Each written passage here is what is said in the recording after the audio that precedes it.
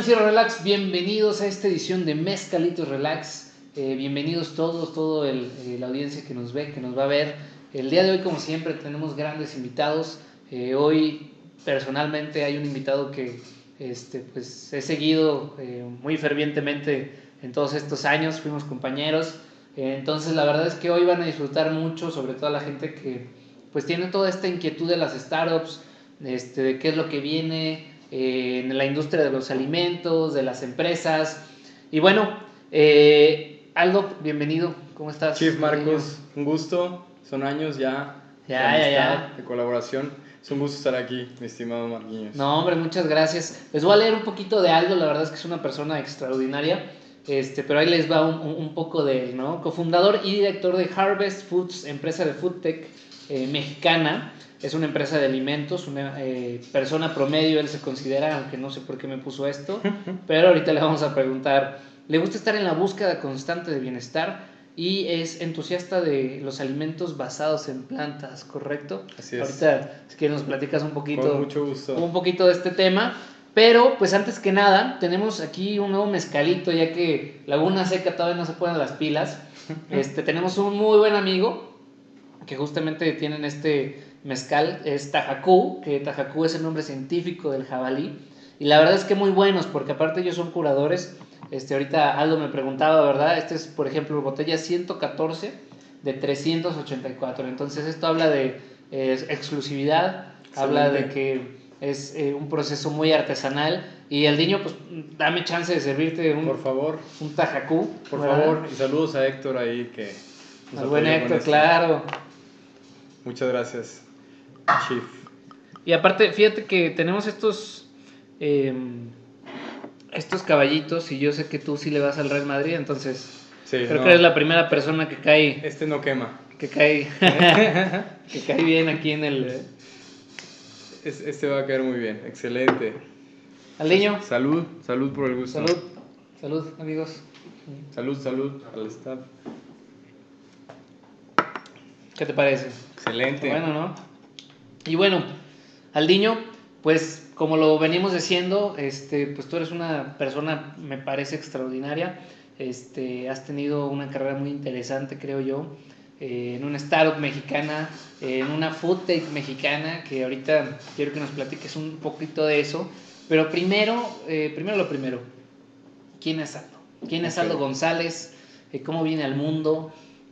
¿Cuáles han sido los momentos importantes de tu vida? Platícanos un poquito de ti. Claro, pues mi estimado Marcos, creo que lo primero, como ponía ahí en esta parte, me considero una persona promedio y eso creo que habla mucho de que he encontrado en esa persona de ser promedio pues un propósito importante en mi vida. Creo que, bueno, pues por un lado siempre he estado involucrado en el mundo de los alimentos. Curiosamente, mis padres tienen contrastes. Okay. Mi papá es ingeniero en alimentos, investigador. Y por otro lado, mi mamá es artista, es diseñadora gráfica y pinta. Y pues desde chico creo que me tocó vivir con estos dos mundos de contrastes de lo que es una mente ingenieril bastante estructurada contra procesos, ¿no? Un mundo extremadamente artístico y volátil, ¿no? Como puede ser la otra parte, ¿no? Entonces creo que cuando entré a finanzas no sabía a lo que me metía. Okay. ¿Estudiaste finanzas? Estudié finanzas en el Tecnológico de Monterrey. Eventualmente hice una especialidad en Singapore Management University. Y lo interesante de esto es que cuando entré a las finanzas entré con una visión de que sabía que quería hacer algo. Sabía que quería emprender, no sabía qué, no sabía cómo, pero siempre sabía que de alguna manera las recomendaciones que me habían dado en esa etapa era pégate a los números, pégate a las finanzas, porque ahí es donde entiendes cómo nacen y crecen las empresas. En ese tiempo no lo sabía. Intentamos creo que 3-4 cosas que nunca prosperaron, desde una aplicación hasta una página web, que en ese momento pues era como lo que estaba de moda. Y creo que un punto de quiebre para mí importante, yo colaboré un tiempo en la empresa de mi padre, en la parte de investigación, y creo que fue un punto de quiebre para mí, porque por un lado te toca ver cómo vive la industria tradicional el día a día. Okay. Tú puedes ver la cantidad de animales que están ahí, la manera en cómo son maltratados. puedes ver realmente también, por otro lado, pues que no estaban pensando genuinamente en lo que le estaba llegando a las personas. Y de pronto en mi vida pasa algo muy importante, que es mi padre sufre de una enfermedad que pues, a él le cambia el chip y nos cambia el chip a todo el mundo en la casa, porque de pronto él se hace vegetariano y pues dices como, ¿por qué, no? O sea, como una persona que puede dedicarse a investigación y trabajar con estas empresas tan importantes, de pronto por lo que está comiendo se enferma, ¿no? Entonces ahí yo empecé a investigar cada vez más sobre el tema del veganismo, empecé a vivir el mundo del veganismo y pues entendí que no es para todos, no es tan fácil como lo pensaríamos, pero que por otro lado, justo ahí es donde encontramos ese propósito de ver cómo podíamos hacer llegar esta alimentación a partir de plantas a más número de personas en un país donde consumimos proteína animal en mucha parte de nuestra dieta y sin hacerlo algo restrictivo, sin hacerlo solamente para los veganos, sino lo pensamos hacia los vegetarianos, lo pensamos hacia los flexitarianos, hacia la gente que tiene estilos de vida, que tiene dietas, que tiene alergias. Entonces, en ese momento combinamos esa parte de esfuerzos, de lo que podíamos llegar a crear en la parte tecnológica que había venido desarrollando el ingeniero y estas ganas de emprender. Y creo que desde ese momento, que creo que cuando arrancamos Harvest yo tenía 21 años, pues fue cuando dije, yo me quiero dedicar a este camino de poder de alguna manera a través de los alimentos crear un impacto positivo, ¿no? Y en ese momento pues parecía como una utopía o como un sueño, porque pues, era la comida de los hippies, era la cosa de los locos, pero ya cada vez menos, cada vez menos. Y ahorita vamos a dar unos datos interesantes de cómo ha venido evolucionando esto, pero creo yo que, o sea, en ese momento como que todavía no entendía el potencial, no solo a nivel como de crecimiento económico, sino sobre todo el potencial a nivel social y medioambiental que esto podía representar y que está representando hoy en día, no solo en México, sino a nivel mundial, ¿no?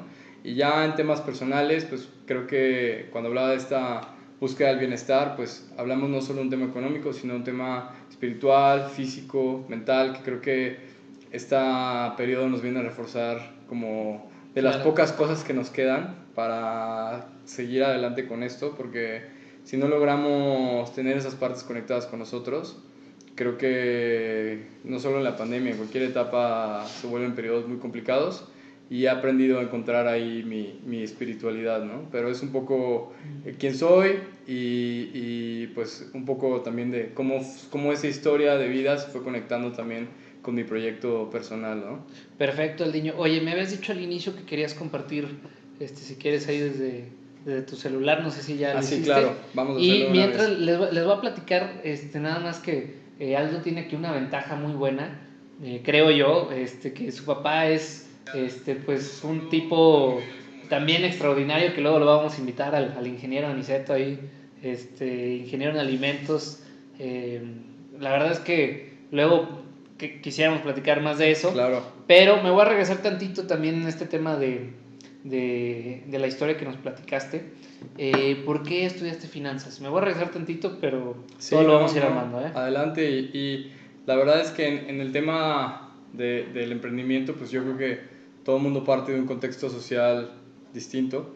Y creo yo por eso que las personas que hemos tenido acceso a educación y que hemos tenido acceso a este tipo de oportunidades, somos los que más responsabilidad tenemos que estas cosas se cumplan y se formalicen y crezcan, porque si para nosotros creemos que el camino ha sido difícil, en México el 80-90% de las personas la tienen realmente complicada. Claro. Entonces creo yo por eso que el tema del emprendimiento y el tema de creación de valor a través de la innovación son las nuevas formas de generar no solo empleos mejores pagados, sino también ya donde la gente puede encontrar propósitos mucho más allá del tema económico, que ya se ligan a los impactos sociales y medioambientales que podemos generar pues, en nuestras carreras, ¿no? En nuestros caminos de vida, y que siento yo que cada vez se va perdiendo más la línea entre lo que era nuestro trabajo y nuestra vida, ¿no? Porque ahora más que nunca se tienen que complementar y se tienen que conectar con lo que creemos y con lo que hacemos, ¿no? Entonces,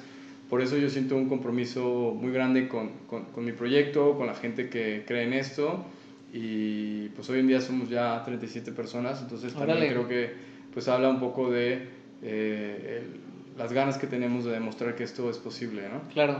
Oye, y fíjate que una anécdota chistosa es que de mis primeras chambas, cuando estábamos en la universidad, fue los inicios de Harvest, ¿no? Harvest Foods. Me tocó ver. Ahí estábamos en una oficina, Ver el día eran cero. 6 personas, ¿no? Día cero. Y algo muy chistoso es que mi título era de que Project Manager, ¿no? Entonces yo me acuerdo que cuando salimos de la universidad, una vez me hablaron, creo que de Honeywell o algo así, y de que, no, oye, ¿y cuál ha sido tu carrera? Y yo de que, no, Project Manager. Y me acuerdo mucho que el güey me dice de que, oye, no, pues estás muy joven para ser Project Manager y la madre, ¿no?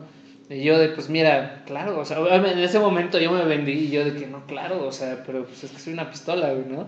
Obviamente en ningún momento sabía qué estaba haciendo, güey. No sabía, yo creo que el 80% de los días que estábamos ahí no sabíamos qué estábamos haciendo. Era, creo que un disparar de ideas que después eventualmente se juntaron ya como a una dirección. Claro. Y fueron avanzando. Pero platícame en este sentido, ¿cómo nace la idea de hacer estos alimentos, el queso, todo esto? Digo, ya nos platicaste un poquito Sí. que viene a partir de lo que le pasó a tu papá. Y cómo deciden, o sea, cómo deciden el nombre, cómo deciden arrancar esta idea. Claro. ¿Cómo escoges la gama de productos, por ejemplo? Y pues yo, antes de platicar eso, pues creo que decir que al principio es la parte más padre porque crees que sabes lo que estás haciendo, pero no lo sabes realmente. Claro. Y que creo que si me diera un consejo a mí mismo en esa etapa es pues, que disfrutamos del camino y nos atrevimos a hacer muchas cosas que tal vez ahora, siendo más consciente, tal vez un poco menos ingenuo, ajá, no te aventarías de la misma manera, ¿no? Claro. Entonces, creo que ese es también lo padre de aventarse tan pronto porque no tienes nada que perder, ¿no? Todavía no lo sabes, pero hay mucho que ganar en ese camino. Y pues en el tema de Harvest, la palabra fonéticamente en inglés significa cosecha, ajá, si lo escuchamos como Harvest escrito correctamente, y la composición de palabras es Heart Best, que es lo mejor del corazón, ¿no? Desde el inicio lo pensamos de una manera que dentro del logo, en medio están las plantas, entonces para claro, nosotros aquí lo podemos ver, lo mejor del corazón es que en medio estén las plantas, entonces cada vertiente tiene un sentido, es social, medioambiental y que en medio estén las plantas, entonces todos los productos que hacemos son a partir de plantas. En su momento creo que un poco la inspiración surge de, por un lado, el contexto del ingeniero que ya lo comenté, y en mi contexto era, yo quería emprender, sabía de que de alguna manera en México todavía estaba muy verde la situación de alimentos a partir de plantas y no habían empresas que realmente hicieran frente a cómo realmente tenías que integrar esta alimentación, ¿no? Y no era un tema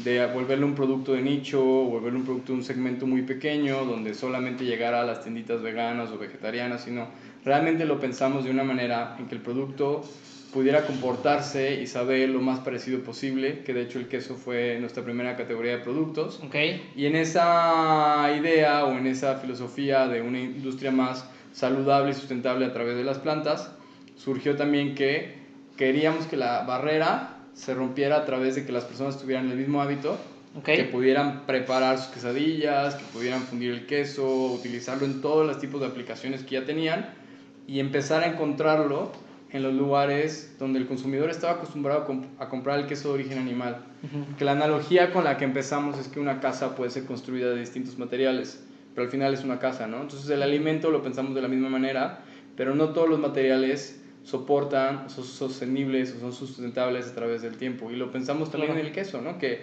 ahora hay un debate de si podemos decir queso, no podemos decir queso, claro, pero hablando de un queso a partir de plantas, que lo hacemos a partir de chícharo y amaranto, decidimos arrancar por ahí, por esta categoría, porque por un lado, en México somos de los países más intolerantes y alérgicos a la lactosa a nivel mundial. Curiosamente, este año salió un reporte de Euromonitor, donde salió que el país donde porcentualmente más gente dice que no consume leche y queso, ojo, no que sean veganos ni vegetarianos, que dicen que no consumen, es México. Arriba de la India, arriba de Estados Unidos, y es por un tema 100% de relevancia cultural.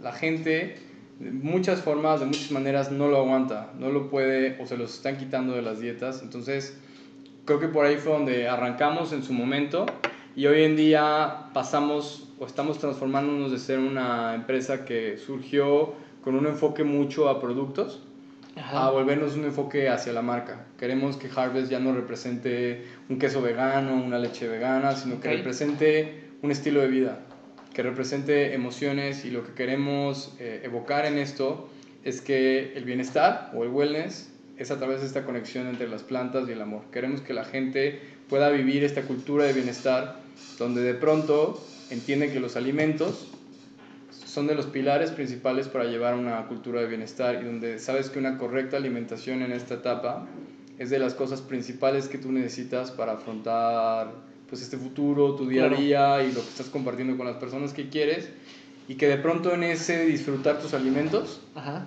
puedas generar un impacto positivo en el medio ambiente. Creo que esa es la magia o el impacto que estamos buscando generar dentro de Harvest, y pues creo que empiezas desde una base que de pronto se va transformando hacia nuevas etapas de lo que representa Harvest, pero creo que en el camino siempre hemos buscado mantenernos fieles a nuestros valores y a nuestra ambición de una industria más saludable y sustentable para todos.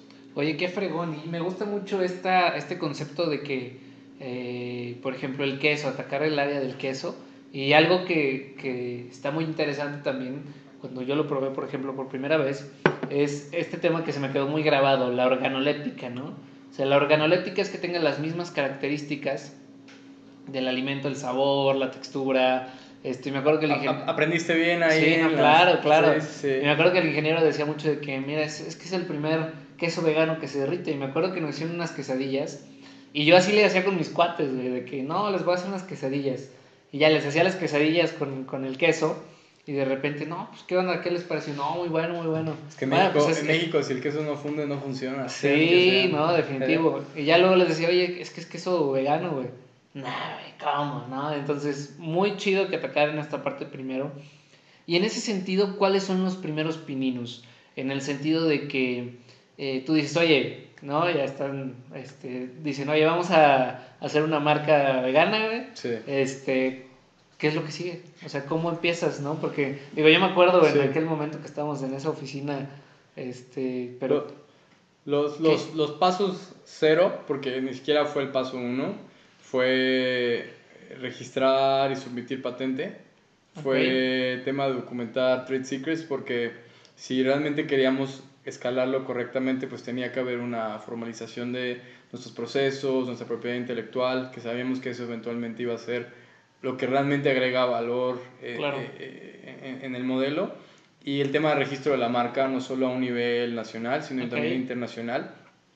Pensando en que algún día queremos llegar a escalar esto a una plataforma internacional. Y pues arrancamos, yo creo que con todo este proceso de iteración, desde jalar a los mejores talentos que pudimos en esa primera etapa, hasta empezar a iterar en la calle.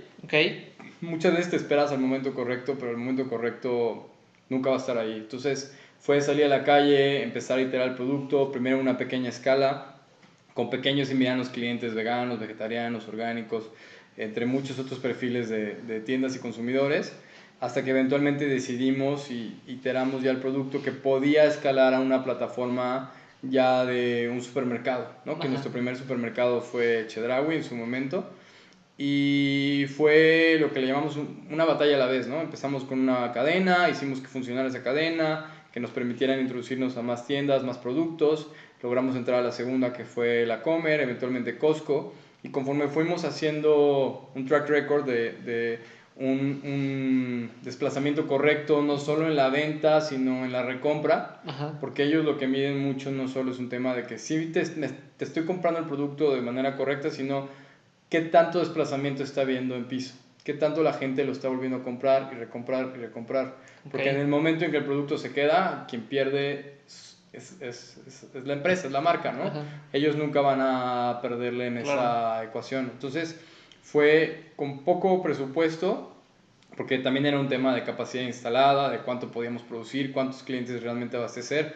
Y creo que algo que nos ha ayudado de que desde esa trayectoria de inicio hasta la relación que tenemos ya hoy en día con los con las cadenas de autoservicio, supermercados y clubes de precio, fue realmente poner en la mano lo que nos cabía, ¿no? O sea, hacer una cosa a la vez, pero hacerla bien, hasta que eventualmente todos tenían esta noción de que Harvest era un jugador serio, de que podía entregar las demandas que de alguna manera nadie nos había dicho, ni hay información histórica de cómo se movía un queso vegano en las tiendas, Claro. ¿no?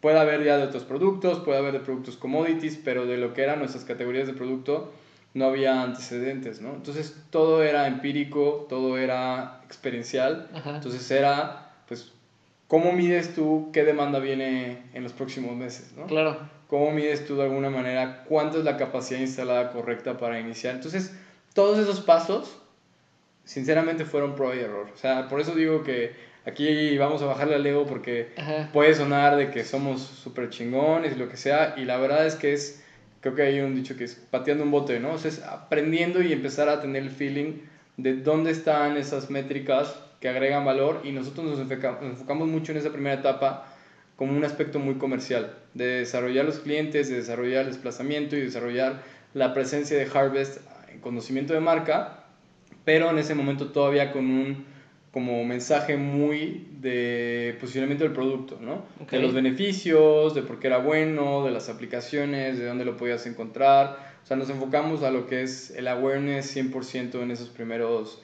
años, hasta eventualmente, pues hoy en día ya estar en más de 900 puntos de venta a nivel nacional. Órale, qué chingón.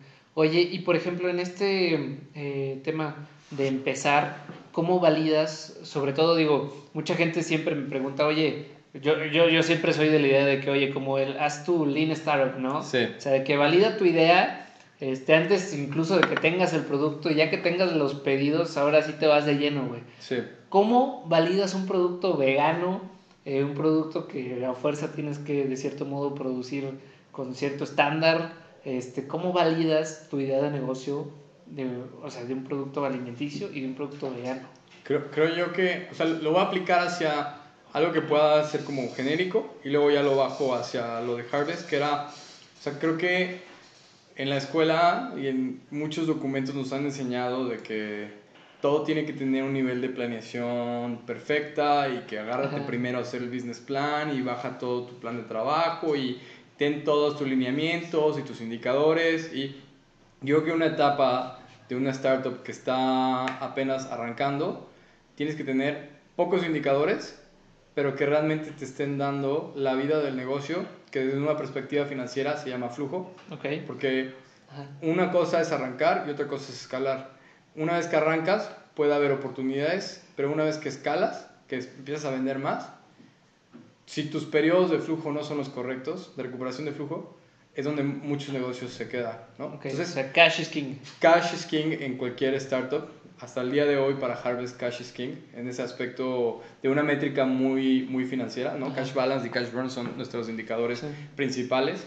Y yo creo que por otro lado es tener mucha sensibilidad de cómo el consumidor te está percibiendo y saber que tienes que iterar cuantas veces sea necesario en esa primera etapa hasta que tengas, que pasaste de un MVP, de tu Most Valuable Player, hasta tener un producto que sabes que ya puede ser estandarizado y puede ser escalado a un nivel de producción, como dices, ya con ciertos parámetros de calidad y con ciertos niveles de certificaciones que te exigen este tipo de cadenas para que les puedas entregar, porque no fue un tema de escalar esto pues en nuestra casa y ahí echarle la Claro. olla y estar revolviendo, sino fue tema de primero empezar con una planta piloto, empezar a iterar con esa planta piloto de cómo iba funcionando hasta que eventualmente vimos ya que conforme cada cliente iba surgiendo, cómo teníamos que ir certificando y escalando ya una línea de producción un poco más seria Okay, más para complejo. poder entrar, ¿no? Que ahí es donde también entran los temas de esquemas de financiamiento, que podemos comentar más adelante, pero en este aspecto yo creo que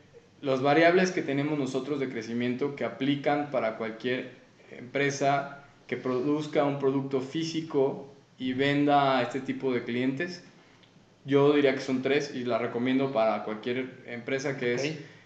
número de puntos de venta.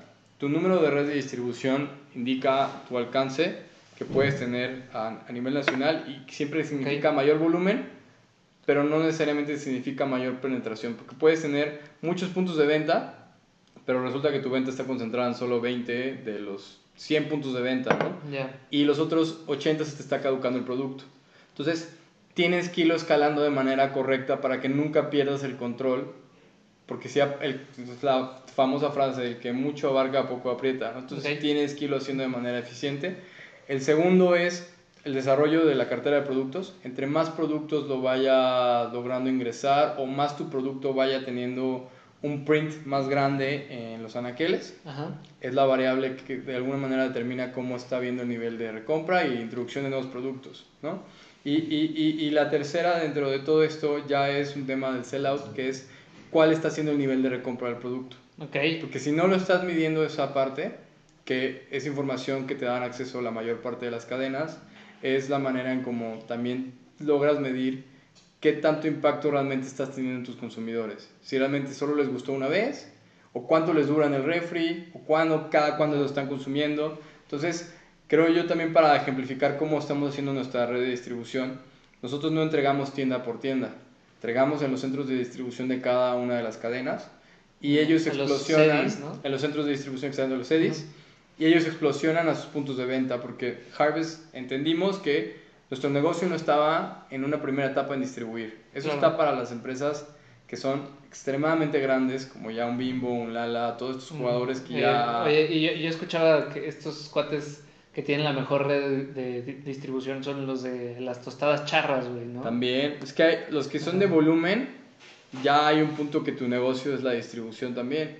Pero para los que estamos empezando y que sabes que empiezas de a poco, es muy caro la red de distribución, hay muchas restricciones en el tema de distribuciones en México, congelado es carísimo, refrigerado es caro, seco puedes llegar a tener niveles de eficiencia. Entonces, ese fue nuestro enfoque, dedicarnos más bien primero al tema de crecimiento a través de productos, de posicionamiento de marca, de creación de valor con los consumidores, antes de estar invirtiendo en temas operacionales, que si esto no funcionaba acá, te quedas con una infraestructura de choferes, de camiones, de inversiones que se quedan ahí paradas. O sea, prácticamente hicieron su MVP a través de eficientar los costos de la distribución, ¿no? Lo vimos de una manera de enfócate a lo que tú sí puedes hacer, ¿no? Y lo que no te cueste tanto dinero en una primera etapa. Para nosotros el enfoque fue hacer un muy buen producto en una primera etapa, hablando de la etapa inicial, así el primer año, y sabernos apalancar de aliados estratégicos, que en este caso,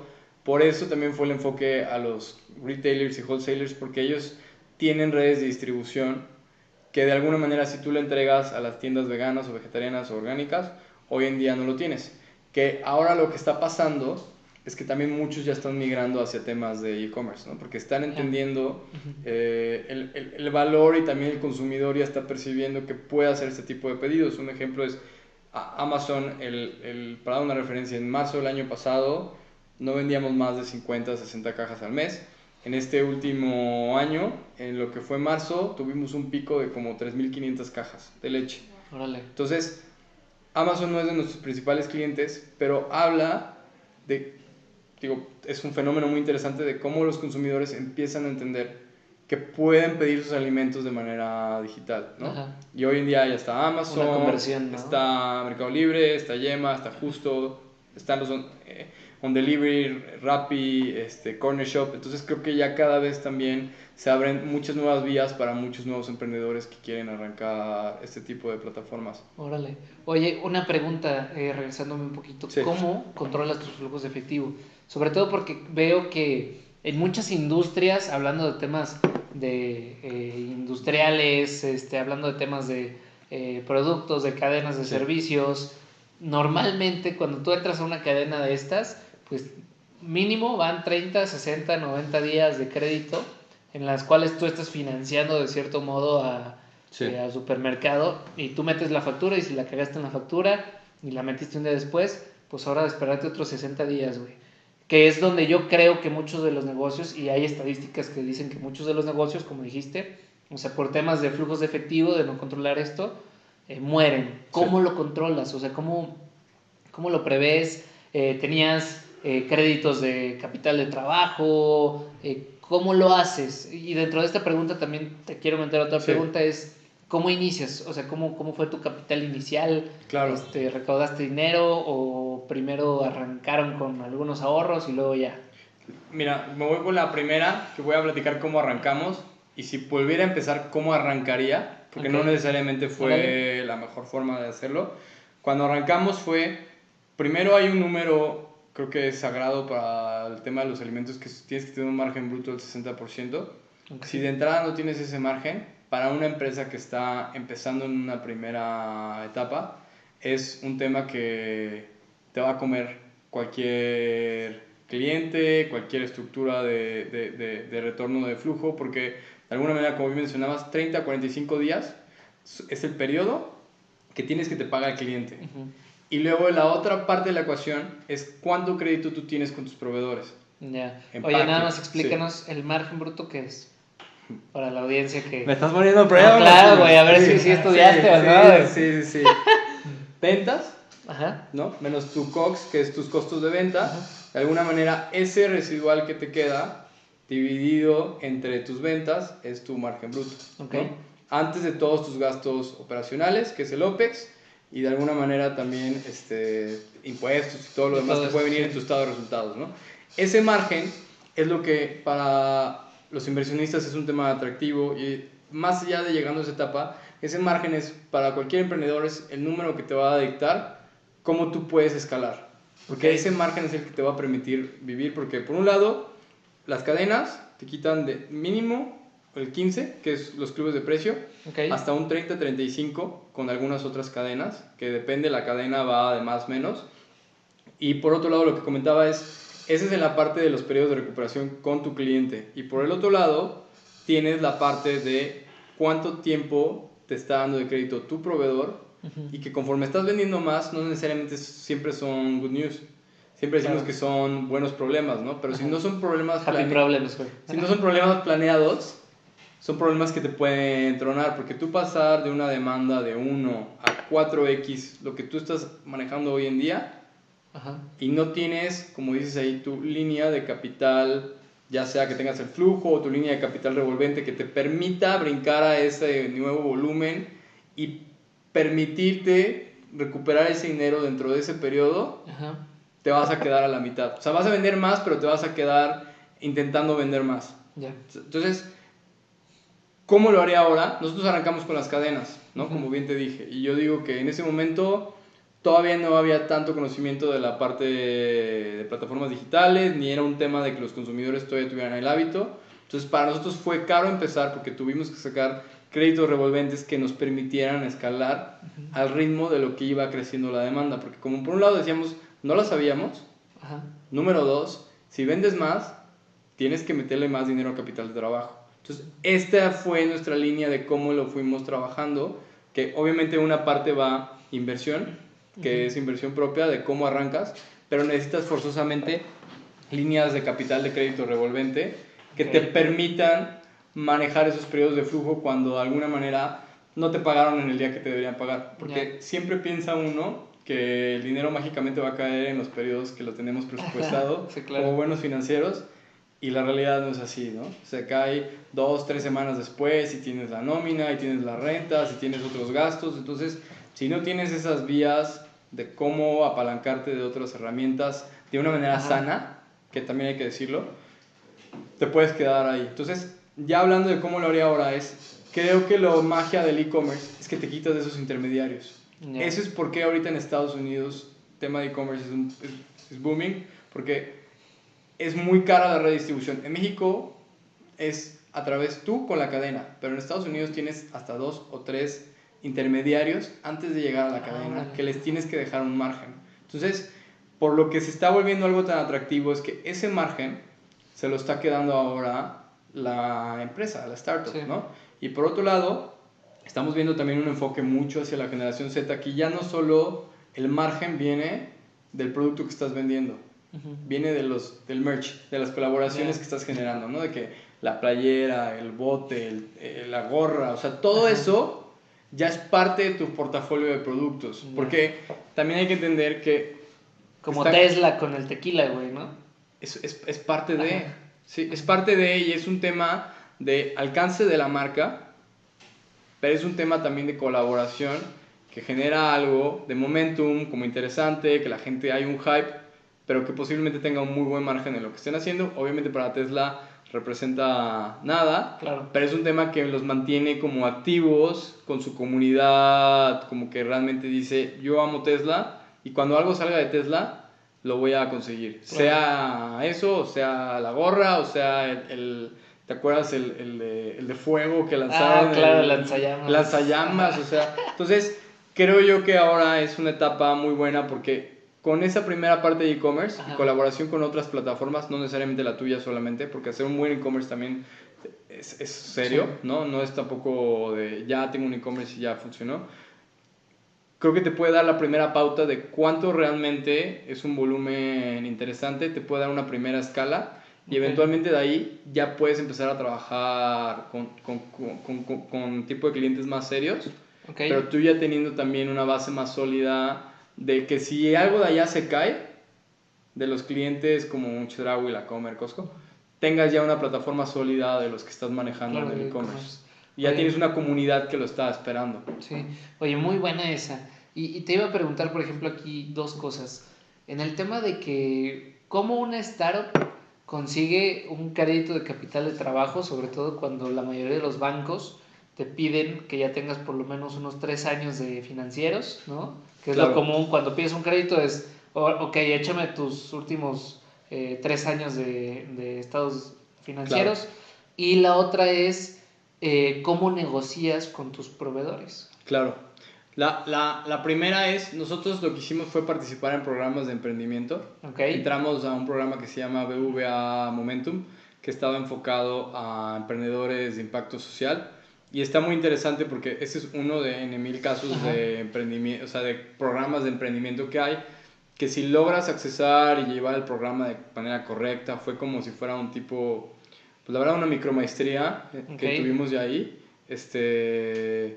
Y una vez que te graduabas tenías el acceso a estas líneas de crédito dependiendo tus números, como bien lo mencionas, que estuvieran respaldados por ventas, activos, tal, o sea, cada quien tenía diferente estructura de estados y balances, pero tenían tasas y accesos mucho más rápidos a que si tú llegabas y lo pedías de la manera convencional. Entonces yo creo que también es importante saberse apalancar de este tipo de programas, porque si la realidad, ojalá que no haya ningún banquero que me esté viendo, pero yo he visto muchas deficiencias en la banca tradicional. No, existen. Son accesos a capital muy lentos, los servicios son muy malos generalmente, y tengas el dinero que tengas en la cuenta, es el mismo nivel de servicio. O sea, entonces creo que en ese aspecto, por eso hay otras nuevas fuentes también de financiamiento que ahora son interesantes, como crowdfunding, crowdlending,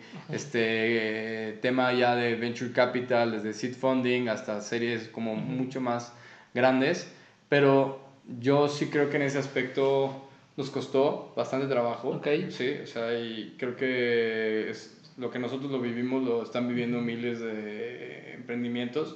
Entonces, pues yo creo que ahí es saber tomar las oportunidades con esos programas que te permitan accesar de una forma como un warm introduction, ¿no? O sea, no llegar en frío, porque llegando en frío es imposible que te lo den así, ¿no? Y la segunda pregunta era ¿cómo negocias con tus proveedores? O sea, si bien tus clientes te piden 30, 60, 45 días, ¿cómo negocias con tus proveedores? ¿Cómo llegas y les dices, oye, dame crédito? Hay algunos que de entrada ya te los dan. Hay otros que son difíciles de negociar. Hay unos que apuestan por el negocio y que logran, si tú le logras demostrar el potencial de lo que puede llegar a ser, pueden llegar a involucrarse. Y hay otros que tienes que tomar decisiones de la complejidad de tu portafolio de productos. Entonces ahí era, por ejemplo, para nosotros como en una etapa inicial que era mucha iteración, teníamos que agarrar proveedores que fueran de mínimos pequeños y que nos pudieran permitir tener los márgenes que estábamos buscando, ¿no? Porque sobreinventariarse o tener mucho capital de trabajo dispuesto a empaques es algo que puede ser muy contraproducente en una primera etapa, porque todo cambia. Las normas, la etiqueta, que el sabor, que el ingrediente, que tal. Y solo con esas modificaciones ya tienes que cambiar muchas cosas del empaque. Entonces, si en una etapa inicial no tienes la flexibilidad para mover eso, por más periodos de crédito que tengas, también te vas a quedar con un inventario alto y con dinero que está parado y que no lo vas a volver a utilizar porque ese capital de trabajo no se convirtió en una venta, se quedó en algo que pues, no se va a disponer y se va a pérdidas, ¿no? Entonces, creo yo que en una primera etapa, antes de estarse tanto enfocando en el crédito, es enfocarse en la flexibilidad que te puede dar esos proveedores.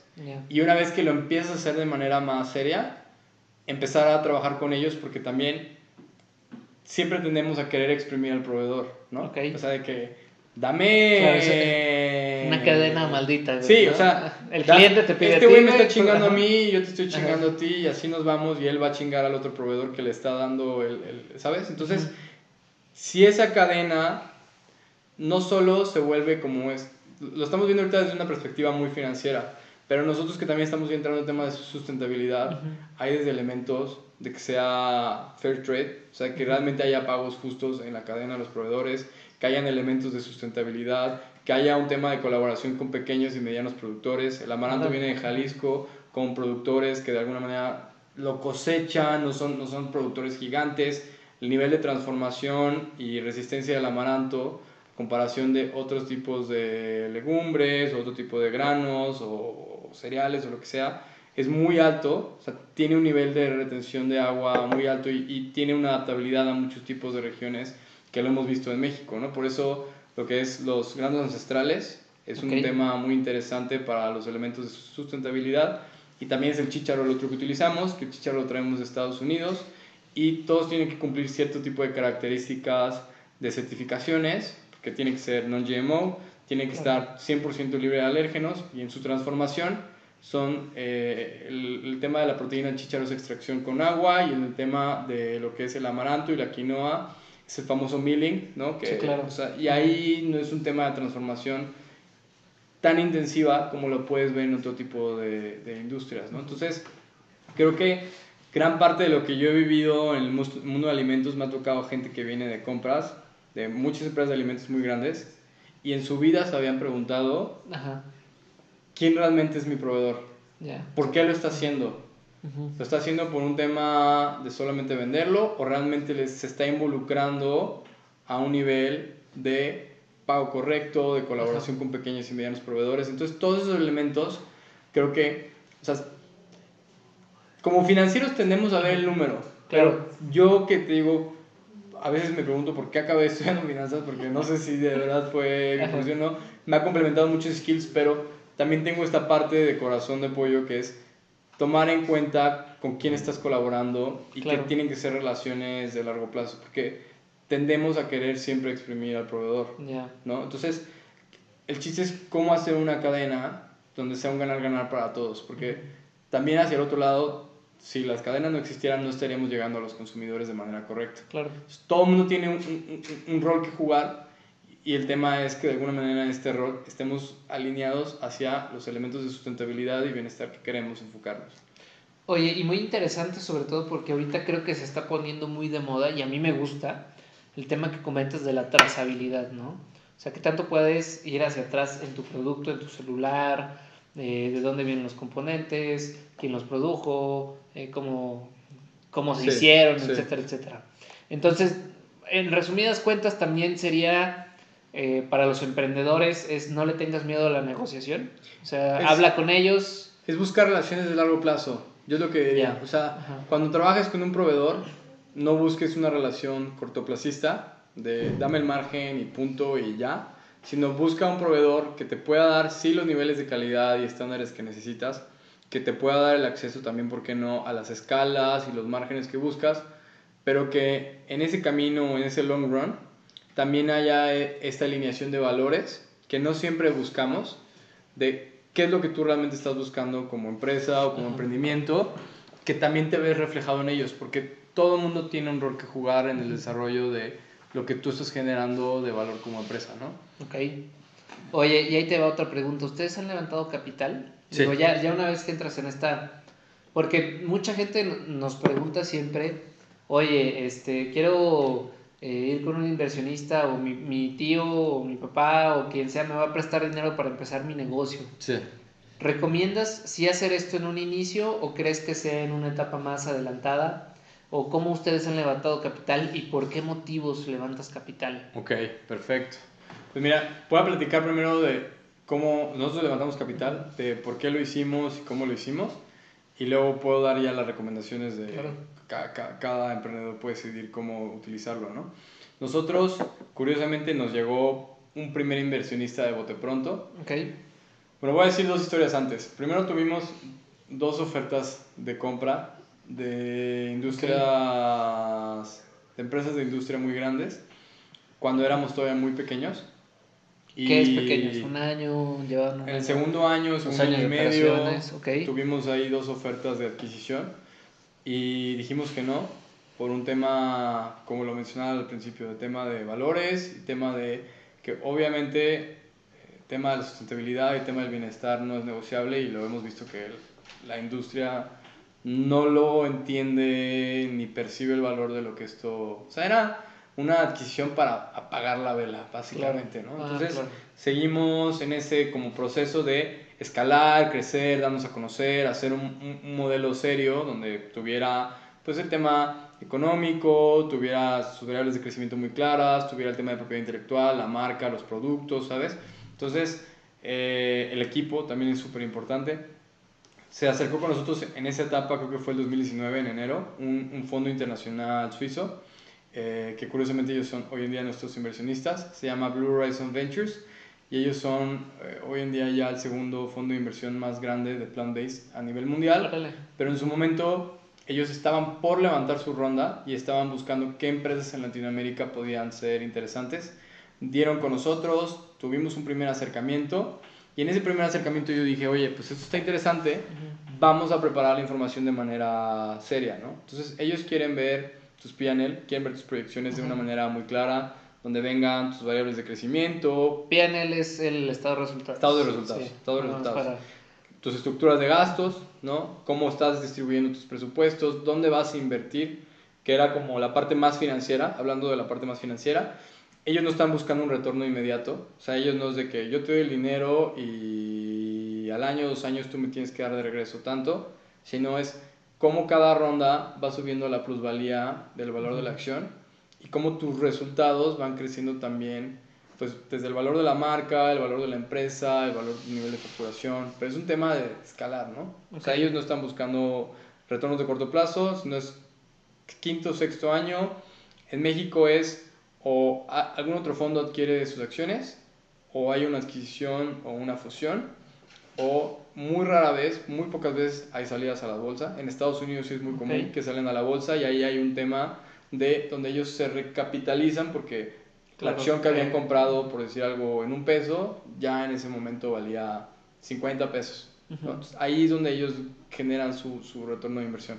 Pero bueno, ellos se acercaron con nosotros. Nosotros ya estábamos en la red de Endeavor, empezamos a acercarnos con otros fondos de inversión. También la recomendación siempre fue, no te quedes con uno. Habla con más, tantea más, ve la tesis de inversión de otros, ve de qué manera, quién te puede ayudar, más allá que con dinero inteligente, que te ayude a formalizar, que te dé insights, que esté de alguna manera conectado al ecosistema en el que tú quieres participar. Entonces hablamos con muchos fondos de inversión nacionales, internacionales, fuimos conociendo más. Es curioso porque conocíamos a uno y le gustaba y nos conectaba con otro y así nos íbamos. Entonces como que de pronto de empezar como a hablar con algunos, se fue corriendo la voz de que estábamos buscando el levantamiento y ya habían 5 o 6 fondos de inversión que estaban interesados. Órale. El punto fue saber tomar con quién era el partner que queríamos trabajar. Y por el tema de la alineación de valores y la alineación hacia el enfoque de la industria que es plant-based, nos decidimos ir por este Blue Horizon Ventures. Cerramos la ronda en periodo de pandemia, que fue una locura. Empezamos negociaciones serias en diciembre. Hay un tema que es el term sheet, que es una hoja de negociación.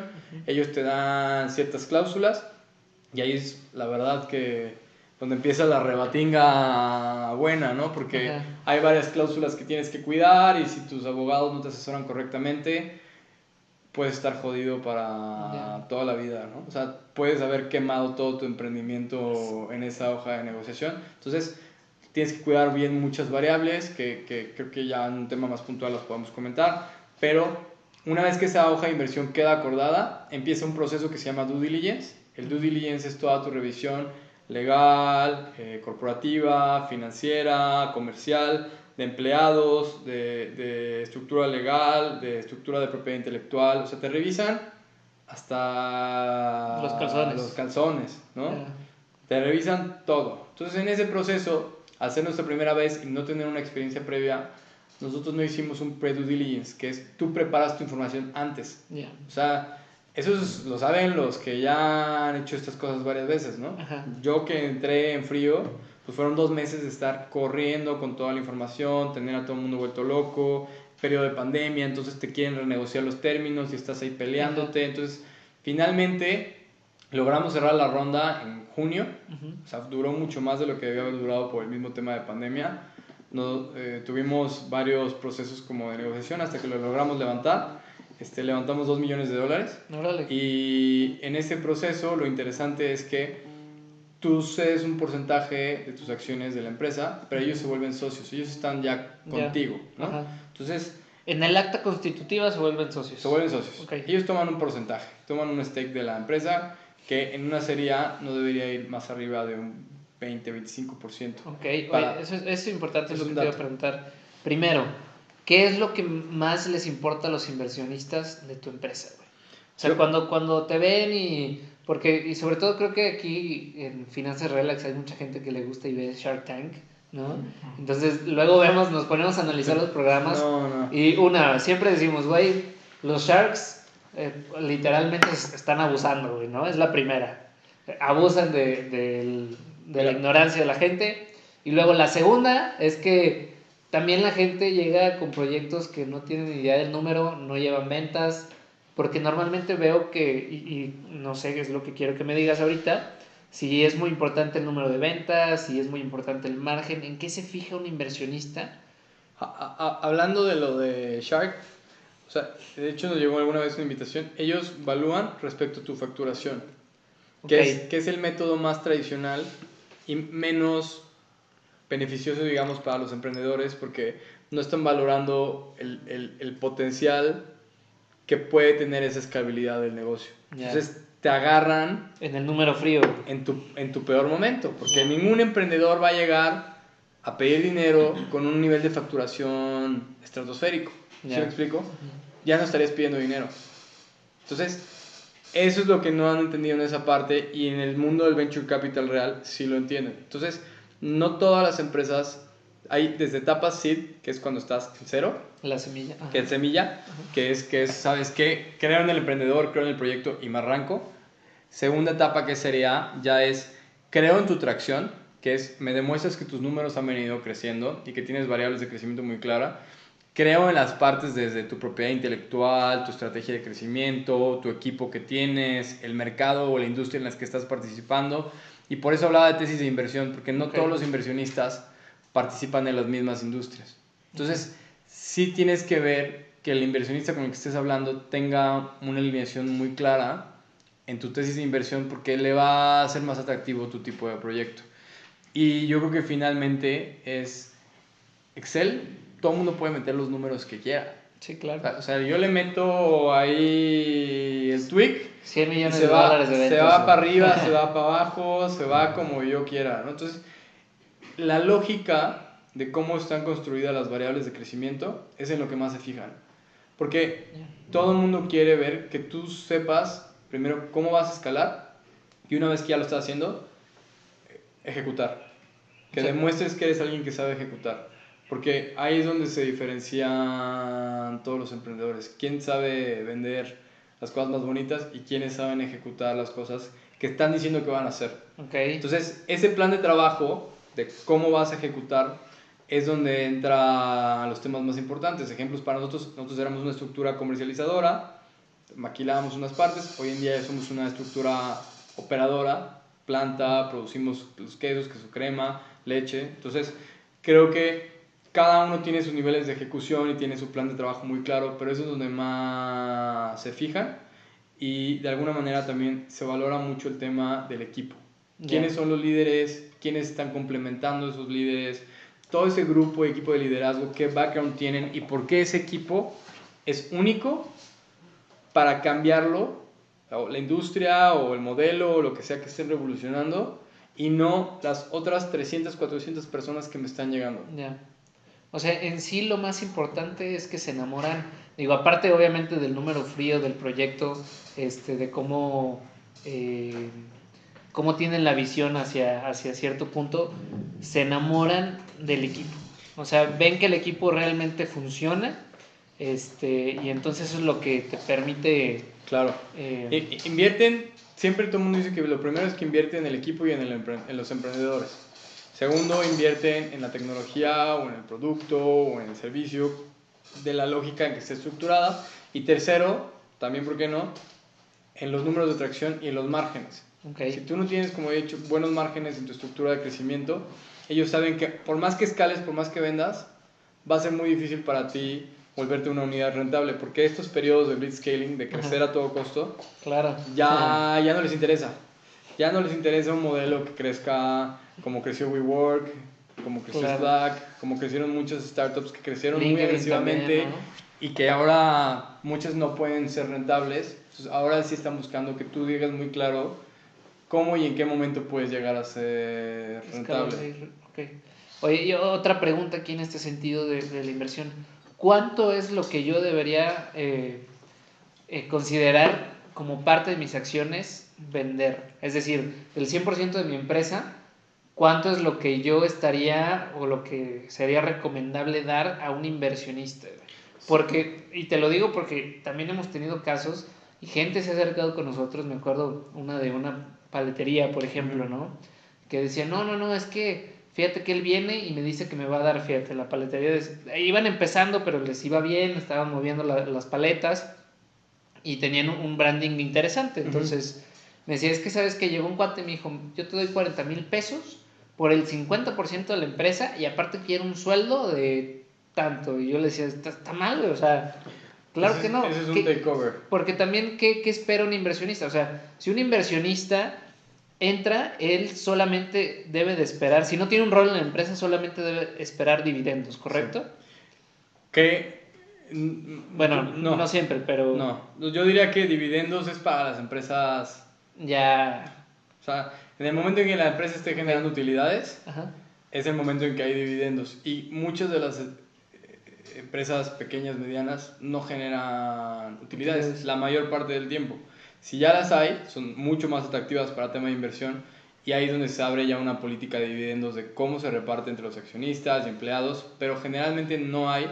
Entonces, por eso en las primeras etapas no hay políticas de dividendos, pero creo yo que es, o sea, si hay niveles es, primera etapa es Friends, Family and Fools, ¿no? Como le llaman, que es el pool de conocidos, amigos, tal como que te llego, y ahí yo recomendaría que no pasara de un 15 a un 20%. O sea, no des más del 15%. Porque eso es equivalente a un seed funding, a capital semilla, ¿no? Entonces puede venir un seed de esos programas de emprendimiento como son 500 Startups, o como puede venir de un Friends, Family and Fools. O sea, no tiene nada de malo que venga cualquiera de estos dos, pero si tú ya cediste más de esta parte, todo tu margen de negociación para las siguientes etapas ya quedó restringido. Si tú cediste un 50%, ya no es un inversionista, ya es, posiblemente se va a volver tu socio mayoritario.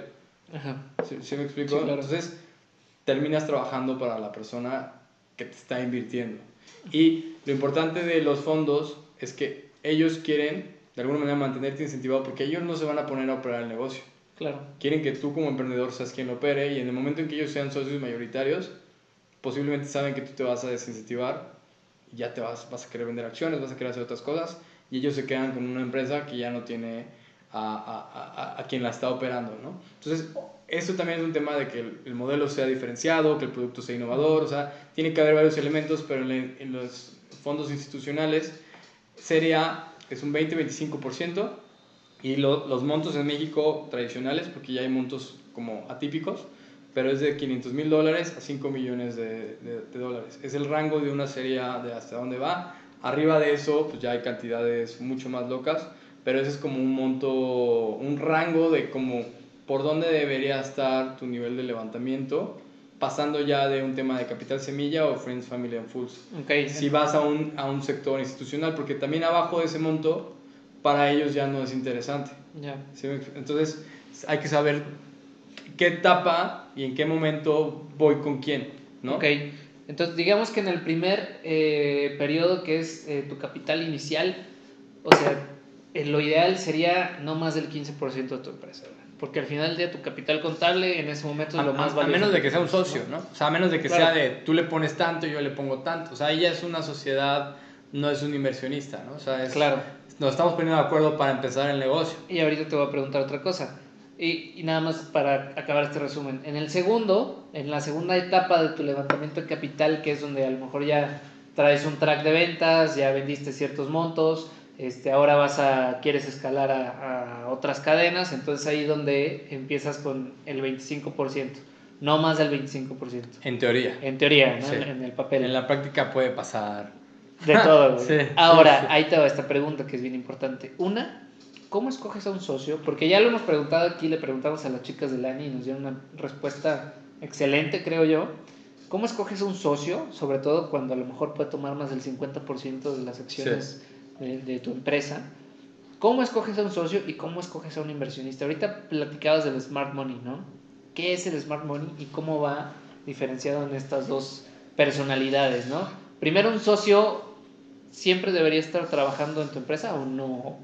No necesariamente, o sea, porque puede haber socios activos o socios pasivos, Okay. pero el tema es, o sea, hay veces de que el socio puede ser un bien o un mal necesario, ¿no? Okay. Cuando es un bien necesario, es alguien que es activo, ¿no?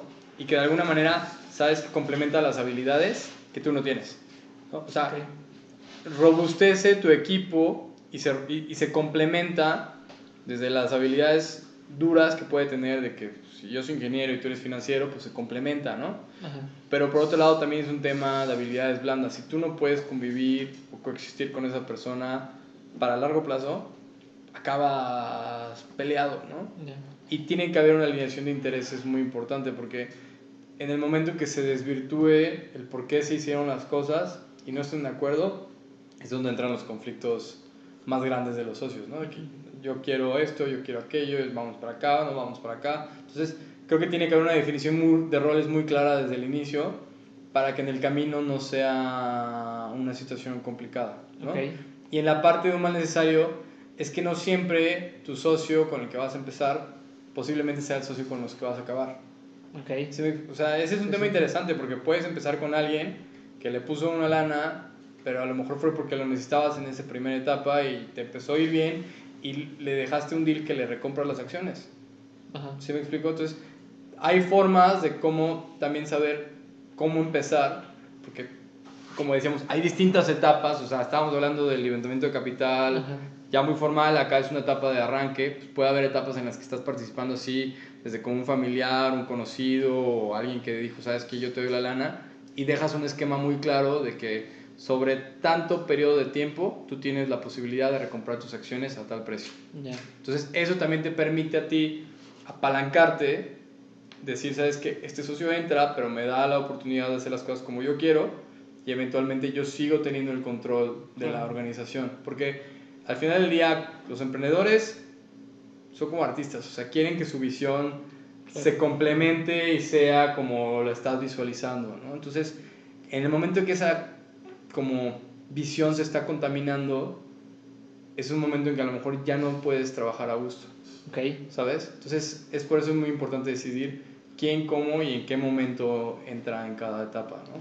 ¿Y cómo lo escoges? Por ejemplo, te pongo lo más común que escuchamos. Oye, es que mi tío, que no hace absolutamente nada, pero tiene unos ahorros ahí, me quiere invertir y se quiere hacer mi socio del 50%.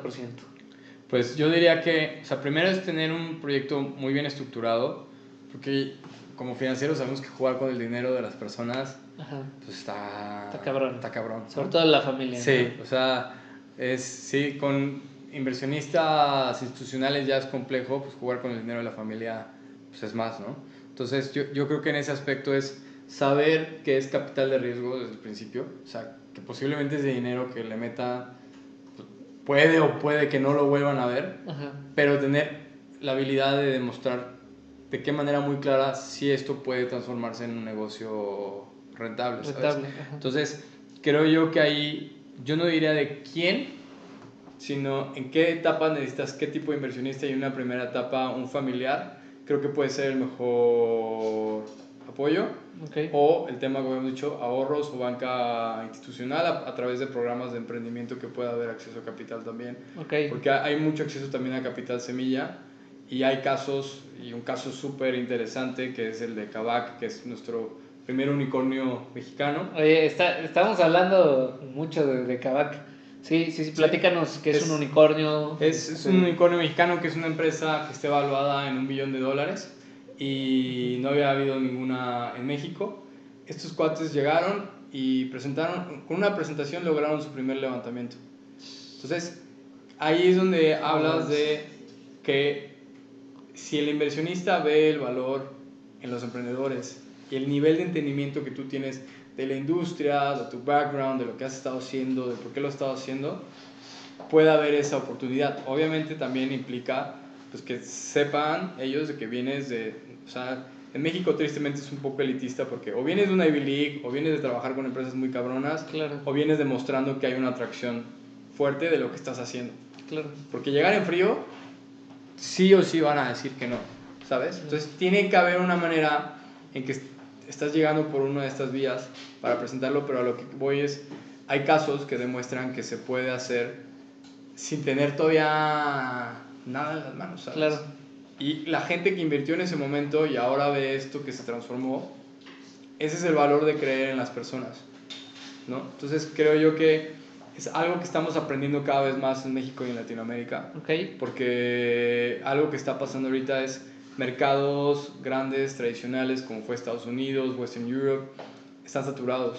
Y los inversionistas más grandes están volteando a ver Latinoamérica como esta nueva oportunidad de crecimiento de nuevos emprendedores, porque cuando hay más crisis hay más oportunidades. Entonces claro. Ahí es donde están saliendo cada vez más casos de éxito también. No, perfecto. Oye, me voy a desviar un poquito de lo que estamos platicando.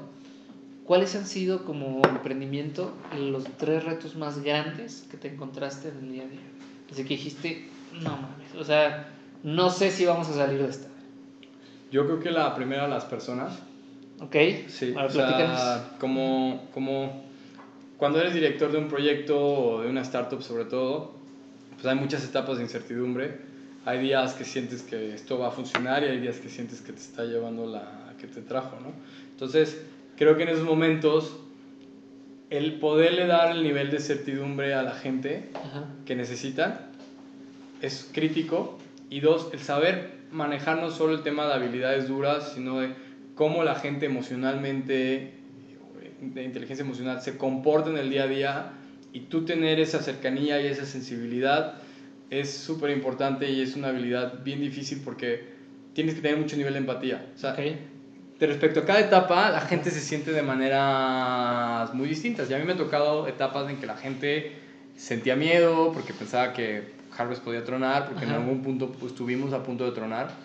Y ahora estamos en una etapa en que la gente está súper animada, en un año donde estamos en situación de pandemia. Entonces, creo yo que ese ha sido un reto muy complejo, pero es importante saberlo manejar.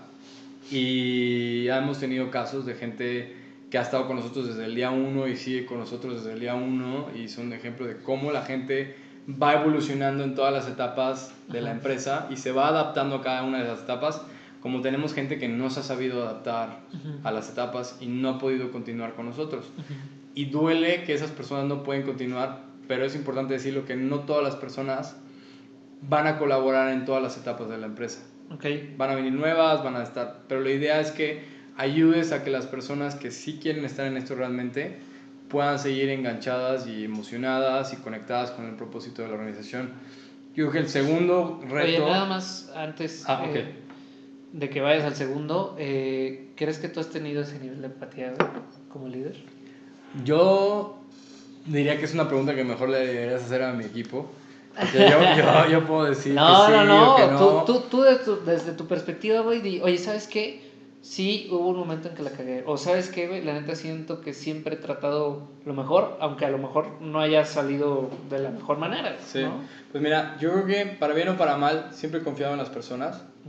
Me ha tocado que me han visto la cara muchas veces, pero sigo confiando en las personas porque creo que la gente tiende al bien antes que al mal. Entonces, creo que en ese aspecto o en esa naturaleza humana he tratado de darle la confianza a la gente, desde gente que cuando empezamos Harvest tenían 21, 22, 23 años, hasta gente ahorita pues, que ya viene de un nivel senior muy grande, y es cómo saber complementar desde gente muy joven que pocas veces se nos da las oportunidades y responsabilidades que se nos da, hasta gente adulta que a lo mejor en otros perfiles no se les estaba valorando de la manera en como se les debería valorar. Okay. Y es saber catalizar no solo el tema de cómo haces equipos de alto desempeño, sino el reto más grande de Marquinhos ha sido, yo creo que generar equipos también que sepan vivir una cultura de bienestar, porque ese es un tema que en México creo que sigue siendo un tabú. Claro. Y para nosotros ha sido un tema desde el día 1,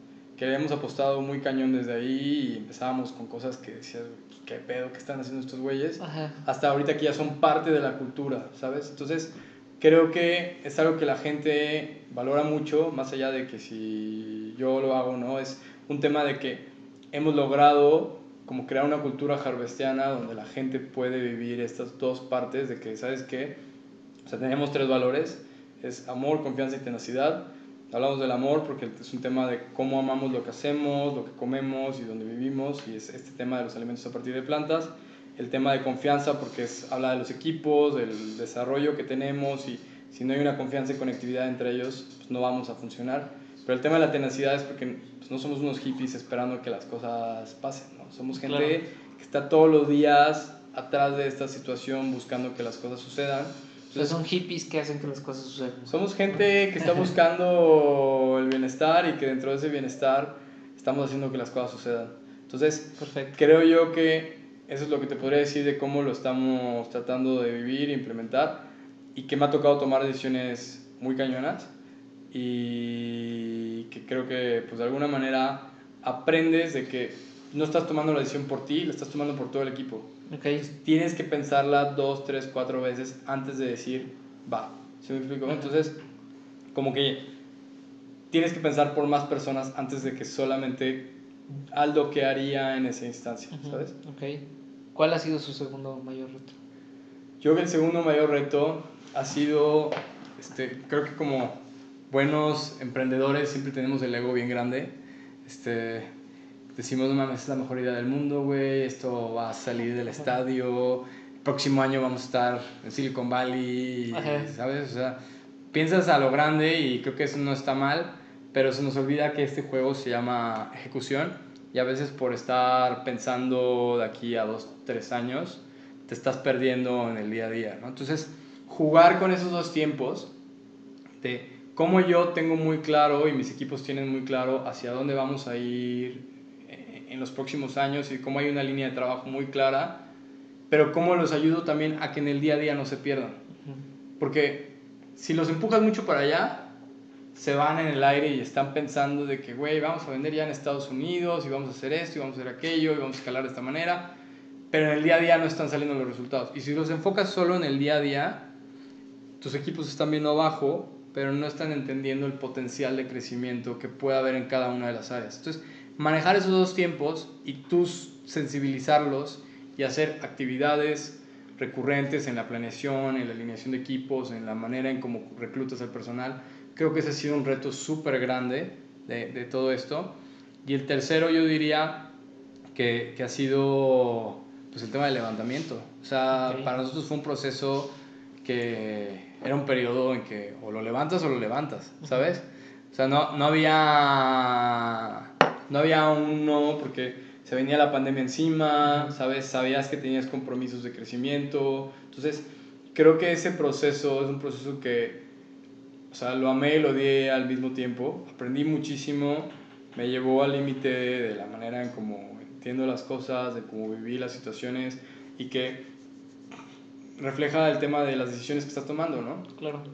Si yo hubiera dicho ya en muchos aspectos, ya ahí déjala, no lo hubiéramos logrado, y tal vez ahorita no estaríamos en esta posición de la oportunidad de crecimiento que estamos viviendo hoy en día, ¿no? Entonces, creo que esa parte ahí de apretar el cinturón cuando es necesario, y eso va ahorita desde el levantamiento, o hay días de que pues, amarren presupuestos, ¿no? Entonces tenemos, por ejemplo, una cultura financiera interesante que es, se llama los códigos, código rojo, naranja y verde. Okay. Y es cada vez que hacemos planeación de presupuestos con equipos, ya hablando de tema muy financiero, es cada equipo tiene sensibilizado que hay 3 códigos. Hay 3 expectativas de crecimiento durante el año y esas 3 expectativas te mueven tus presupuestos. Yo ya no voy a venir contigo y con el machote, güey, te recorto tu presupuesto en un 20%, porque te estoy matando tus expectativas. Pero si las alineamos juntos desde antes, tú sabes que si el resultado va aquí, tu bolsa de presupuesto es tanto. Si el resultado va acá, tu bolsa de presupuesto es tanto. Y yo ya no tengo que estar atrás de los equipos diciéndole, muéveme esta cuenta, bájale aquí, bájale acá. Decimos en qué etapa de código estamos cada trimestre. Y cada trimestre se tumban presupuestos decimos zero ground budget, que es desde cero arriba, porque muchos presupuestos en empresas van lineales.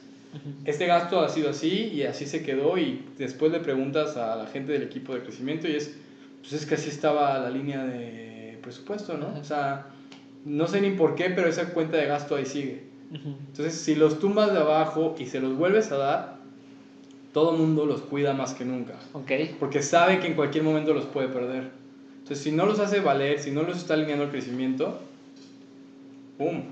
¿Sabes? Entonces, esa parte es interesante porque también los equipos tienen que estar sensibilizados a tus peores escenarios. Claro. Y que si algo no funciona, cómo todo el mundo se mueve. Porque donde las expectativas sean, no, a mí me dijiste que este era mi presupuesto, gente se te puede quedar en el camino pensando en que mi línea de gasto o expectativas era tal, cuando la realidad de la empresa tiene que estar aquí.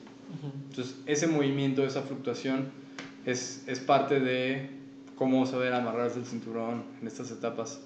Perfecto. Otra pregunta, ¿cuáles son tus KPIs más importantes? Como empresa general, ¿qué son en las 3 cosas? Es decir, tus indicadores de performance o tus indicadores de eficiencia o tus indicadores como tal, ¿cuáles son los 3 más importantes dentro de tu empresa? Hola. ¿Y por qué? Ok. Yo diría que para nosotros, obviamente el tema del crecimiento de la facturación está siendo el número 1. O sea, ese tenemos que medirlo muy claro por cliente y por producto o categoría de producto, porque si no lo estamos midiendo, no estamos entendiendo el por qué sí o no está viendo el crecimiento, ¿no? Y eso está correlacionado a otros indicadores, pero digamos que ese es como que el de hasta arriba, ¿no? Segundo es el movimiento del gross margin, que es lo de la estructura de margen operacional, porque nos hemos vuelto una unidad productora. Entonces, antes teníamos un costo de venta fijo, ¿no? O sea, maquila, sabes cuánto te cuesta, sabes que eso está estandarizado, y ahora tienes fluctuación desde si fue o no fue la gente, desde si la materia prima no la vendieron al mismo precio, no la vendieron más cara, si el tipo de cambio subió o bajó. O sea, hay muchas variables que tienen que haber estrategias de cobertura, pero que siempre está fluctuando de alguna manera desde el mix del portafolio de productos, porque hay unos que tienen más margen que otros. Entonces, si ahora vendo más de mi margen sube o baja. Claro. ¿No? Entonces, ese elemento afecta muy cabrón de cómo te estás desenvolviendo en cada mes, porque a lo mejor tú estabas esperando un margen de tanto y lo estás reportando formalmente que lo estás esperando de tanto, y llega el mes y puede estar arriba o puede estar abajo. Entonces, si no están controladas esas llavecitas de control de proveedores, control de presupuestos, control del tipo de cambio, se va de las manos, ¿no? Y el tercero, yo diría que es nuestro cash burn, que es el rate de conforme vamos vendiendo contra nuestra estructura de gastos operacionales e inversión, que es CAPEX y OPEX, cómo estamos quemando o invirtiendo el dinero, ¿no? O sea, porque es distinto. O sea, hay unas etapas en las que lo estás quemando a lo bruto, no sabes ni por qué, pero te está disminuyendo tu cuenta de saldo, ¿no? Y hay otras en las que sí te estás dando cuenta que lo estás invirtiendo, porque sabes muy claro que lo que estás dando ahorita eventualmente te tiene que retribuir en un uplift de tu venta, ¿no? Entonces, creo que ahí en esa parte, como hemos dicho, si no estás midiendo muy claro tus variables de flujo, de cómo estás evolucionando y cómo lo estás controlando, te vas a quedar más seco de lo que te imaginas. O sea, yo creo que esas serían las 3 variables que hemos estado ahorita monitoreando más, de las más macro, ¿no? O sea, de lo más general, porque la recomendación es que tengas no más de 3 por equipo. No más de 3 indicadores por equipo. Sí. que vayan alineados hacia un... Sí, que sean 3 y que de alguna manera la recomendación que nos han dado es que no sean indicadores perversos. Porque, por poner un ejemplo, tú dices, ¿sabes qué? Yo quiero que vendas el siguiente mes, no sé, 3 veces lo que estamos vendiendo ahorita. Ajá. Y el de ventas se pone las pilas y dice, güey, le voy a meter durísimo a que esto venda 3 veces más, conseguí estos clientes, y cuando ya de pronto está viendo que esto va a venir así, el de operaciones le dice, güey, es que ¿por qué estás haciendo esto? Ajá. No hay capacidad instalada, y luego la de finanzas le dice, güey, ¿por qué estás haciendo esto? No tenemos flujo para soportar eso, ¿no? O el de innovación le dice, oye, es que yo no tenía preparado el material o el producto listo para que tú ya lo estuvieras ofreciendo. Entonces, tienen que haber, esos 3 indicadores tienen que estar relacionados para que haya como una banda de control. Ajá. De que no se vuelvan perversos. Entonces, por ejemplo, un tema que tenemos nosotros es los descuentos. Ajá. Hay como presupuesto comercial para que nuestro director del equipo comercial pueda utilizarlo con las cadenas para cabeceras, para promociones, pero si él se vuelve loco y utiliza además ese presupuesto, puede subir la venta, pero impactó al flujo. Yeah. ¿Sí me explico? Entonces tenemos que como que controlarlo, porque tiene su presupuesto de venta, tiene su presupuesto de alguna manera de las fechas de introducción de cada producto, pero también tiene un tercer indicador que a lo mejor en otras empresas no sería tan relevante, para nosotros es el control de su presupuesto de descuentos, güey. Porque en el momento que este güey se volvió loco, se nos fue la venta, pero se nos fue el flujo. Porque al momento que nos cayó descontado el 50 o el 70. O sea, te estoy poniendo un ejemplo, ¿no? Entonces, tiene que haber una manera en que se conecten los indicadores para que haya un incentivo correcto, ¿no? Entonces, es un poco lo que hemos trabajado con cada líder, de que los piensen muy bien, cómo cada indicador se está conectando con el otro. Ok, no, muy bien. Aldo, sé que tenemos un poquito ahí. ¿Le falta una cerveza al niño? ¿Te falta una cerveza? Sí. Bueno, venga, pues sí, si me la ofrecen. Oye, ¿cómo les ha ido con este tema? Yo te quería preguntar. De los rapidísimo, sellos. Nada más, ¿cómo te ha ido con los sellos? Porque aquí pinches sellotes, ¿no? Sí. Creo que sí hacía falta algo de este estilo, porque creo que las encuestas que han hecho es que sí los mexicanos se dan más cuenta de que sí están consumiendo más de ciertas cosas. ¿Qué onda con esto, no? Sobre todo cuando tienes pues un producto vegano, un producto que le tiende a la salud, ¿no? ¿Qué onda con esto? Mira, yo creo que el propósito es muy bueno, pero la ejecución es muy mala. Gracias, muchas gracias. Otras, ¿no? Para el anfitrión. Para el chief. No sean gachos. Para el chief. La intención es muy buena, la ejecución es muy mala. O sea, se hizo lo mismo en Chile hace un par de años y se ha demostrado que es como el tema de los cigarros. O sea, le pusieron ahí el feto, ¿sabes? Y los dientes. Y ahora la gente, rata muerta. Ahora la gente lo pide como, pásame la rata muerta o pásame el de los dientes, porque es un tema visual, la gente se acostumbra. Yeah. Entonces, hay un dato muy cañón que el 86% de los consumidores mexicanos no saben leer el etiquetado. Ajá.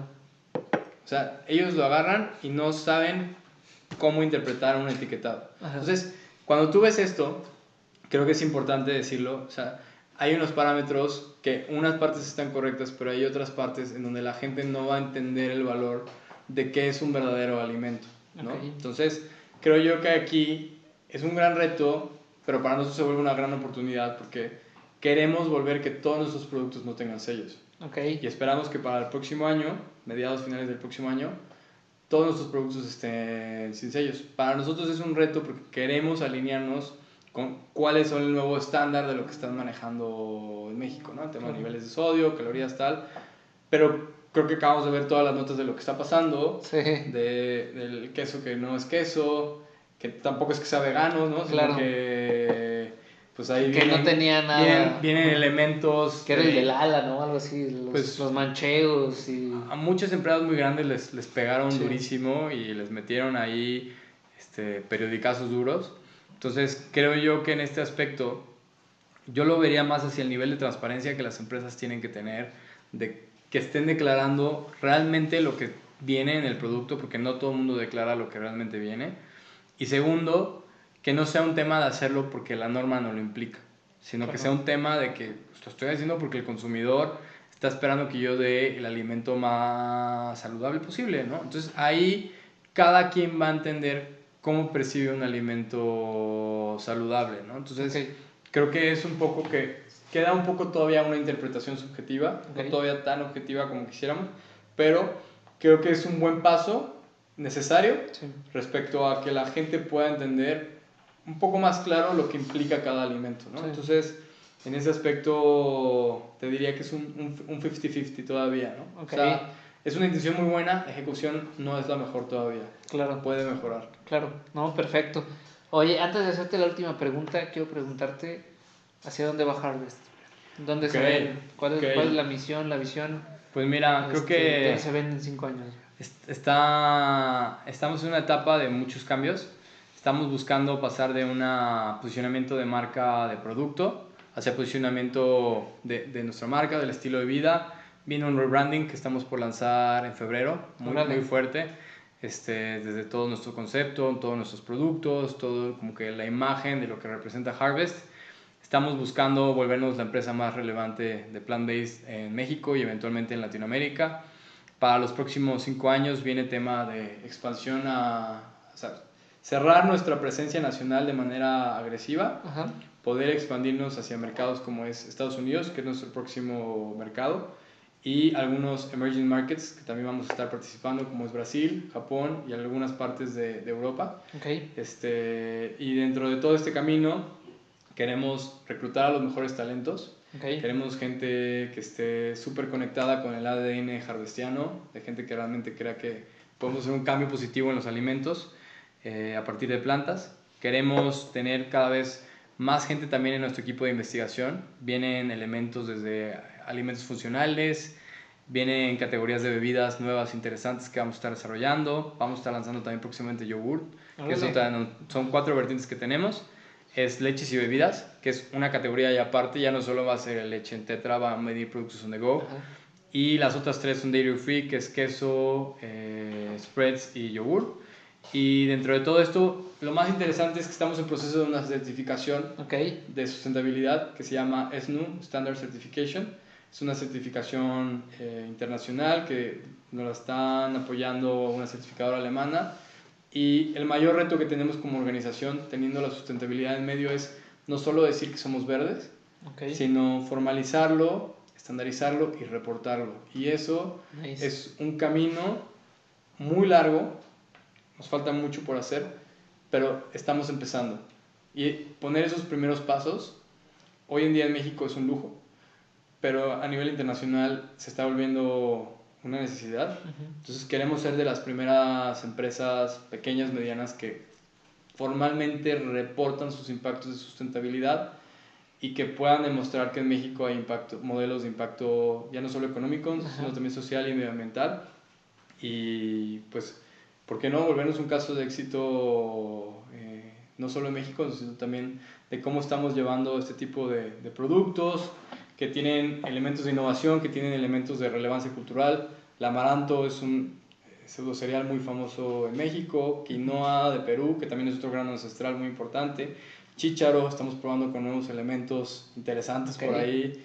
Ya probaron lo de la CBD, que eso también estoy muy emocionado, ¿no? No, sí, de hecho, Sí. hace poquito vino el buen Carlos El- Derbez que nos platicó ahí. Si el luego uso, ves la entrevista, este cuate está, pero al centavo, güey, en ese tema, ¿eh? uso lúdico es un primer gran paso. En Estados Unidos la industria del CBD es algo que también está siendo bastante interesante. Entonces, creo yo que hay una oportunidad para disrupción en alimentos funcionales de manera muy Ok, interesante y muy conectado con los elementos de bienestar que hablábamos, ya no perfecto. tanto como productos, sino como una cultura de gente que realmente queremos que esto cambie. Que esto cambie, claro. Oye, y la última pregunta, güey, si el día de mañana, ¿no? Tú ya no te acordaras de nada, dentro de todo lo que has vivido en tu universidad, tu carrera, en tu vida, güey, si el día de mañana no te acordaras de nada, ¿qué 3 lecciones querrías tener contigo, güey? Ay, cabrón. Así que tú digas, híjole, ¿sabes qué? Y te lo pregunto de manera muy personal, Sí, porque creo que siempre hemos filosofado mucho, sí, pero sí, hoy te lo sí. pregunto muy abierto porque sé que eh, pues tienes buenas lecciones. Ok. Mira, yo creo que la primera Con la que me quedaría es una muy buena enseñanza entre los contrastes de pensamiento de mi papá y de mi mamá. Mi papá siempre decía que el fin último del ser es trascender. Okay. Mi mamá decía que lo más importante, menos filosóficamente hablando, es ser feliz. Y yo creo que donde ahí está la intersección es la plenitud, ¿no? O sea, si tú entiendes que puedes trascender haciendo las cosas que te gustan, eso involucra un elemento de felicidad. No siempre puedes estar feliz, o sea, el sentimiento cambia, pero en esa situación, en ese camino, te sientes pleno. Okay. Entonces, esa plenitud puede ir desde un proyecto más grande hasta tu día a día, ¿sabes? Entonces, creo que esa es como la primera gran enseñanza que me daría. El segundo que me daría es, creo que el tema de saber suprimir y controlar el ego es muy importante. Okay. Todos tenemos niveles de egos distintos, pero creo que siempre sentimos que somos únicos, que somos especiales, que somos indiferentes, que somos auténticos. Entonces, creo yo que entender que cada quien tiene un rol que jugar en esta vida, o sea, y a veces sentimos que tenemos que estar viviendo las experiencias más grandes o los momentos más importantes o haciendo las cosas más cabronas para que nuestra vida signifique algo, ¿no? Entonces creo yo que en mi día a día, en mis cosas más sencillas, es donde trataría de encontrar como que ese nivel de bienestar, ¿sabes? O sea, hoy en día estoy enganchado con este proyecto, pero por eso te ponía desde el inicio en mi texto, o sea, yo me considero una persona promedio, ¿sabes? O sea, estoy haciendo lo que me gusta y punto, y en esto he encontrado mi propósito y me siento conectado con ello, y creo que en esa parte también siempre saber cómo llevarlo a cabo, ¿no? Y el tercero, y la enseñanza final que me llevaría, si ya nos queremos poner muy filosóficos. Dale. Es más, tómale el mezcal antes si quieres, güey. A ver, venga. Antes de que lo digas. Me voy a poner un poco más elevado. Date. Mi filosofía de vida se llama Realidades Múltiples. Okay. Se trata de que de alguna manera tenemos una parte subjetiva y objetiva. El objetivo es matemática, ciencia, filosofía, el arte, lo que ya hemos venido aprendiendo a través de la historia de la humanidad. Y la subjetiva, pues ya tú lo sabes mejor que yo, cómo lo estamos interpretando en nuestra realidad experiencial, ¿no? Entonces, esa filosofía tiene una intención de entender cómo vivimos nuestra subjetividad. Y la idea de esto es que es un cuadrante, XY, donde aquí arriba está la realidad. Yo no decidí ser Aldo, tú no decidiste ser el Chief Marcos, pero nos tocó ser quien somos en esta época, en esta realidad, en este contexto.